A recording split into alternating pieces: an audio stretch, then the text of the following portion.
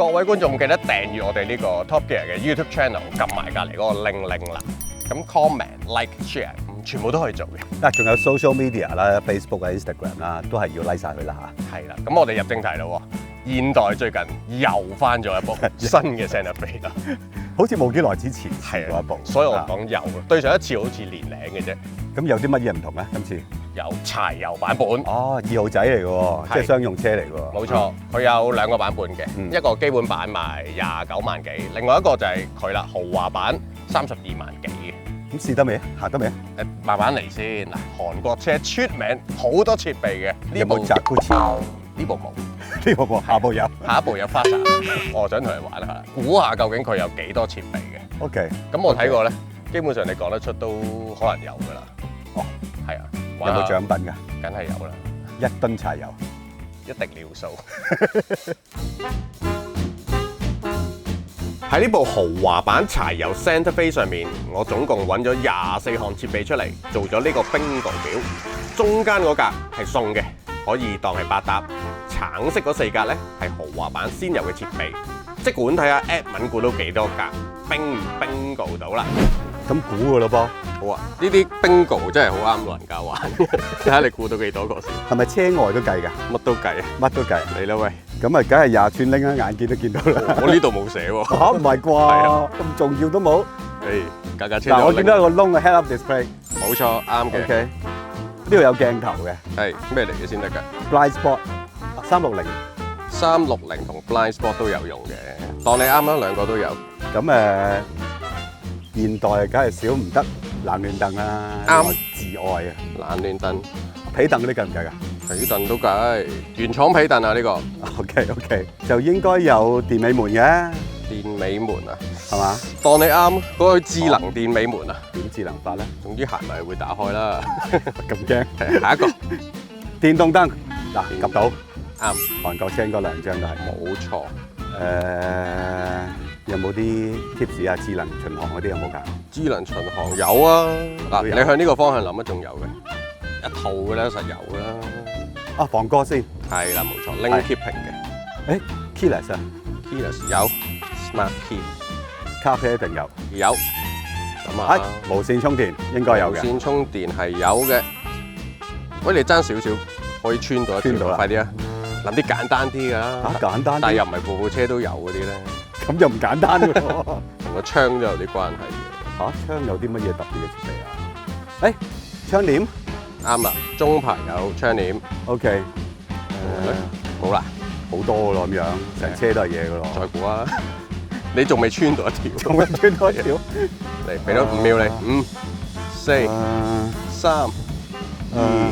估唔到1 OK 好啦，好可惜你未穿到一條嘅，但係好接近。我話俾你聽漏咗啲咩啊？12.3寸嘅電子標板啦，前方嘅碰撞預警啦，呢啲同 link keeping 通常應該係一套嘢喎。雙區恆溫冷氣，仲有 LED 嘅頭燈、尾燈、日行燈、指揮燈、霧燈，全部 LED 嘅，冇為意呢啲。軚盤有 pedal shift 㗎嘛，仲有車廂氣氛燈，然後後排咧都有出風口嘅。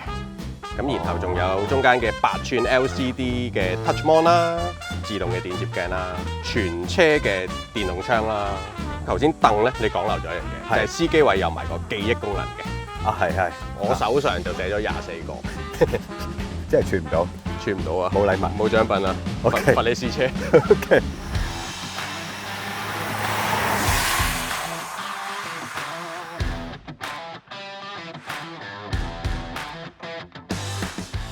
我真係好中意冷氣燈，我都曾經講過㗎啦，強烈要求立例啊，係立例要每部車都有。咁我哋設備頭先數咗咁多啦，都知道晒啦。重點當然仲有柴油車啦。自從早幾年好狠心咁 cut 咗呢個柴油私家車之後咧，咁我哋都冇乜機會試炒車嘅。咁但係咧，大家都知啦 ，Sorento 都創造咗一個風氣出嚟嘅。佢嘅柴油商用版咁，大家當私家車咁用，咁確實又好受落喎，周街都見。係。咁而家現代姊妹車啦 ，Santa Fe 都翻埋柴油版啦。其實真係有 point 啊，柴油。你諗下油價21蚊啊，就嚟幾多人驚啊！柴油係16個7毫半，我尋晚睇，聽落好似唔係爭好遠，但係你知柴油就係人行入去都有減4-5蚊㗎啦。有啲叻嘅唔知點樣申請嗰啲油卡減9蚊10蚊都有嘅。哇！即係幾蚊一 litre真係。係啊，7蚊啊！呢啲先至係汽油應該有嘅價錢嚟㗎嘛，大佬啊！同埋柴油本身 engine 係慳油啲。係啦，係啦。咁一來一回爭好遠喎。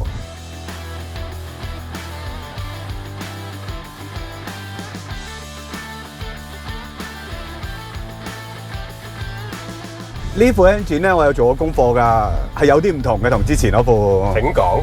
起碼中缸就用咗鋁合金㗎啦，就唔係之前嘅鑄鐵嚟嘅。咁重量又輕咗30幾公斤嘅，匹數好似差唔多嘅，202匹。當然大扭力啦，2.2有40幾 kgm 扭力，40幾，咁又好正。同埋咧，今次佢又再加咗個新拍檔8速嘅 DCT。開頭我睇我以為係咪睇錯？8速 DCT， 係你諗起啲咩咧？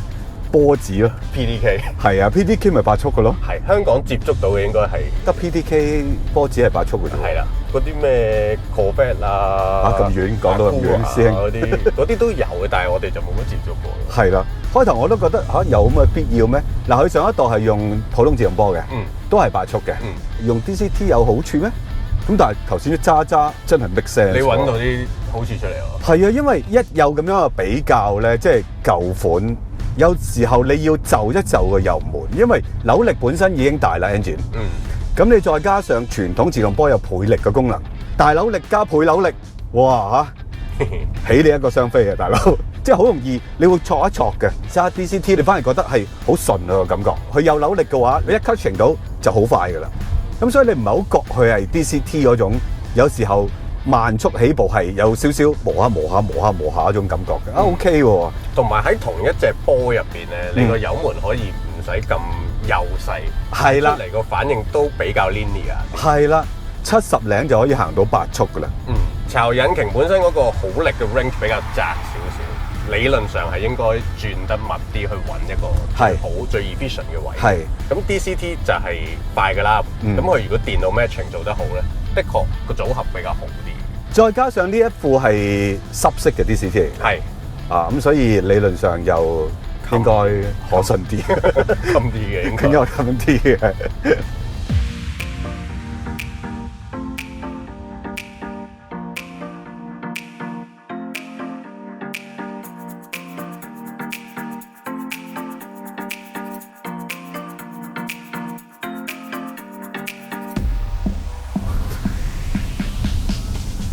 好高。個效率真係好高，即係佢平時行車都係1000零轉嚟嘅，真係好鬼鬆嘅嗰種感覺。因為轉速唔高，你就覺得個引擎唔辛苦，又冇咁多震盪，冇咁多聲音，乜都冇咁多。咁你就覺得好鬆。但係當你一踩油嘅時候，個波箱又快，跟住扭力又好，個轉速又唔使好高，就已經好勇啦架車。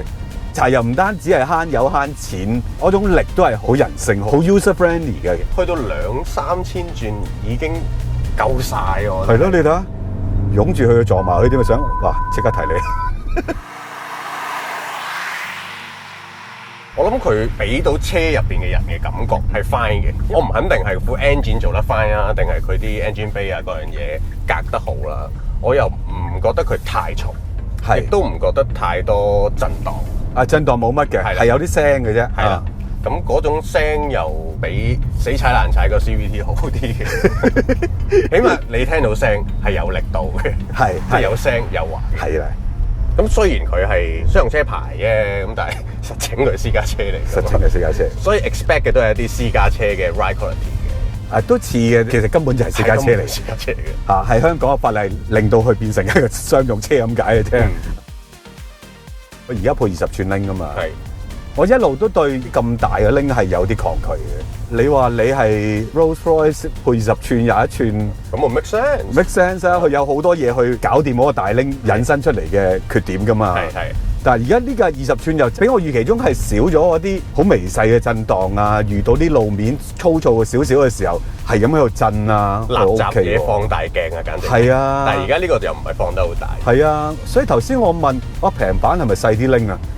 但係我可唔可以要平板細拎，但係有咁多設備？咁煩嘅。咁煩咯！我知啊 SUV 咪應該揸得舒服噶嘛，但係而家呢個20寸拎都舒服嘅。 ，OK，啊我覺得 OK。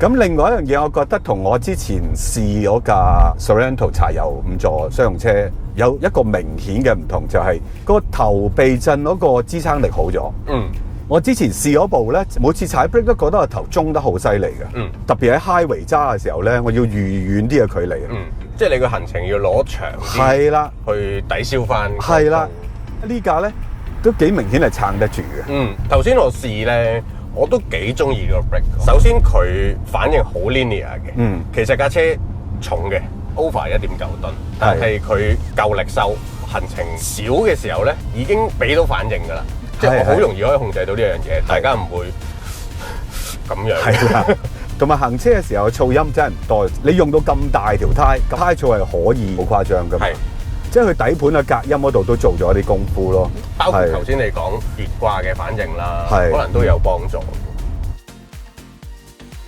咁呢架車有4個 driving mode 啦 ，Comfort 同 Eco 個感覺好似唔算太大分別。Sport 咧就真係幾擁下嘅，扯住去嘅可以。係啊，個波箱比較 aggressive 啲嘅，胎盤又重咗嘅。咁佢仲有個 Smart，你知唔知咩？咁即係 auto 啊？你啊真係 Smart， 其實即係 auto 咯。OK，我中意睇佢轉 mon 嗰啲。嗰啲 graphic 啊，哇 Sport mode 咧 Marvel 咁啊！揈出嚟㗎。係啊，Captain Marvel 咁喎。咁呢兩隻錶仲可以變嗰個 blind spot。係啊，頭先用過啊，幾好用喎。超級好用，因為睇到你嘅後碌嘅。泊車嘅時候20寸拎都應該冇乜機會 high 花，除非你真係好魯莽嘅駕駛。係啊。咁商用車就冇7座啦，5座後邊要起翻個網啦。通常起咗個網之後，好多車都係咁噶啦，就會影響咗個後座椅背個角度嘅。俾佢原裝應該係稍為直咗啲啲，未至於你成個直晒90度嘅，係個頭枕會稍為頂住咗少少，升得唔夠高。係。咁你如果想升頭枕，就要再搞翻直啲啦，再直啲啦啊！空間都相當寬敞，佢夠高啊，所以嗰條中間槽咧，而家好似幾乎冇咁滯。咁有冷氣啦，有冷氣好緊要啦，有冷氣有冷風凳都好緊要啦。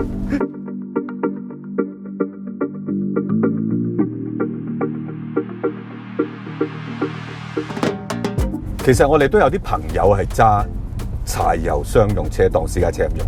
我哋有個攝影師咁樣，佢話好正啊，成日要裝咁多器材走嚟走咧，成本係低啲嘅。係，我都問過佢，其實咁樣當私家車用皮費係點樣咧？係咁樣嘅。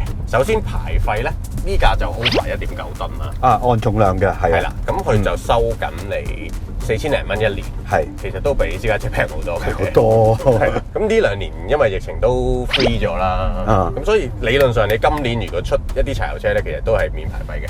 咁之後就驗車啦，商用車就年年都要驗噶啦，新車都冇得走嘅。係695蚊一年，我覺得價錢就唔貴嘅，係煩啲咯。而家要去嗰個青衣嗰度。青衣啊，係啊，係啊。咁就每年做一次啦。然後就隧道啦。請問你平時隧道係俾錢定係 auto 自動波嘅？咁你可能對於價錢未必好知喎。我考下你先。將軍澳隧道幾錢？3蚊。香港仔隧道幾錢？8蚊。5蚊啊！尖山隧道記錯，尖山係8蚊。咁其實呢啲政府隧道咧，咁以下呢幾條啦，全部都係話收費嘅，商用車都一樣噶啦。咁另外就有啲隧道係唔同收費嘅，係啊，貴啲嘅有啲啊。係啦，咁普遍咧都係貴啲嘅，加幅最大嗰個係東隧。私家車25蚊，係啊，佢就收緊38蚊。係啦。咁但係咧，紅隧大家都知啊，好多火車行㗎，因為紅隧平啲嘅，平咗5蚊嘅，15蚊就過到紅隧㗎。哦，唔怪得啦。係啦，咁另外嗰啲都係有少少加幅咁樣啦。咁所以如果你揸柴油車、商用車嘅話咧，就識得揀隧道行啦，多啲行紅隧，少啲行東隧咁樣咯。但係柴油商用車有啲地方又去唔到喎。應該有啲停車場係唔租月租俾柴油車。係啊，有啲私人停車場係地契唔俾租俾商用車。但係我又唔係好肯定，即係如果你懟架 H1落去嘅，梗係唔得啦，係咁明顯。但係呢啲咁似私家車，唔知佢我識唔識諗都冇人分理你㗎啦。咁但係契上面係咁樣啦。係啦調翻轉頭喎，你又可以泊下啲貨車位啦。係啊，好鬼正。你真係貨車嚟㗎嘛？嗯。咁同埋有啲地方商用車嘅話，你有一啲 free 嘅泊車時間，理論上係俾你上落貨嘅。係係啦，咁你都可以叫做舐到啦。嗯嗯。咁你再衰啲啦，即係我都唔係鼓勵你咁做，但係法律上係 OK 嘅，你可以喺10至4入馬灣嘅。扮送貨啊？唔係扮嘅，你真係送都得嘅。你真係送貨都得嘅。咁私家車你唔入得噶嘛？係。愉景灣一樣啦，你可以俾錢120蚊就可以行到愉景灣隧道啦。嗯。私家車就你俾12000蚊都唔俾你入嘅。係啦。咁仲有唔着數嘅咪15年要取消登記咯。所有柴油商用車都係嘅。係。我諗講到尾，大家買得柴油車去當私家車咁用咧，真係幾樣嘢。我頭先講啦，慳油同埋好靈。係嗰種力量同埋個波箱嘅配搭咧，其實都幾適合喺香港呢啲成日快車慢車、快車慢車好唔 steady 嘅情況用嘅。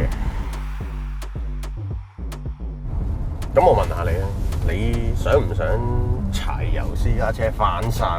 我都想㗎。你想啊？我其實都幾想啊。咁如果柴油私家車翻生同電動車，你有冇 preference？我會揀一柴油私家車先。你入油咁平，你真係好願用㗎架車。同埋成日揸又揸得長距離嘅話，真係覺得好鬆個人。佢唔中意充電嘅佢。我真係覺得等係唔得嘅，我連停車場都唔會等我啲人哋。心急人上啊！係啊。